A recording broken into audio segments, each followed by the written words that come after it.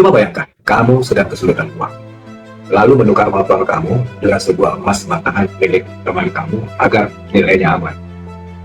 Tapi saat kamu mau menjual emas itu bertahun-tahun kemudian, ternyata emasnya palsu.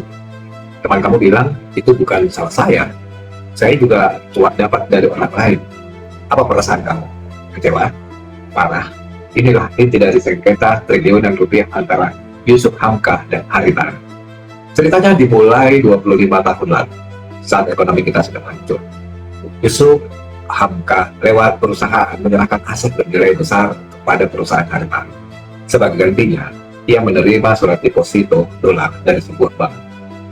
Tapi masalahnya saat mau dicairkan, banknya bangkrut. Surat itu cuma jadi kertas kosong. Pihak Haritano merasa mereka hanya perantara. Ibaratnya, mereka cuma toko yang menjual barang orang lain. Tapi pihak Yusuf Hamka menuntut tanggung jawab penuh. Menurut mereka, kalau kamu yang menyerahkan barang itu, kamu harus menjamin barang itu asli dan bernilai. Pengadilan baru saja memutuskan Haritano harus membayar ganti rugi sebesar 1,18 triliun rupiah. Angka itu jadi raksasa karena ada bunga yang berjalan selama 20 tahun lebih. Tapi di balik angka triliunan itu, ada pelajaran emosional yang menyentuh kita semua. Tentang jejak yang kita tinggalkan.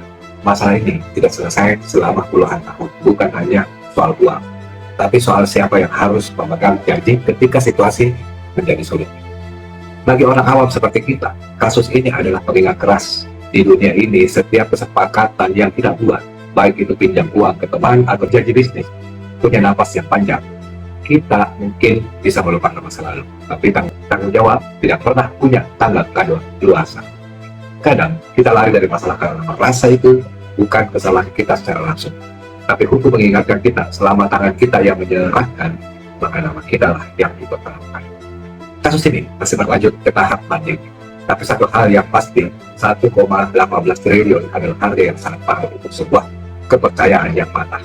Mari belajar bahwa menjadi orang besar bukan soal seberapa banyak aset yang kita punya, tapi seberapa berani kita berdiri di depan untuk bertanggung jawab yang pernah kita tanda tangan.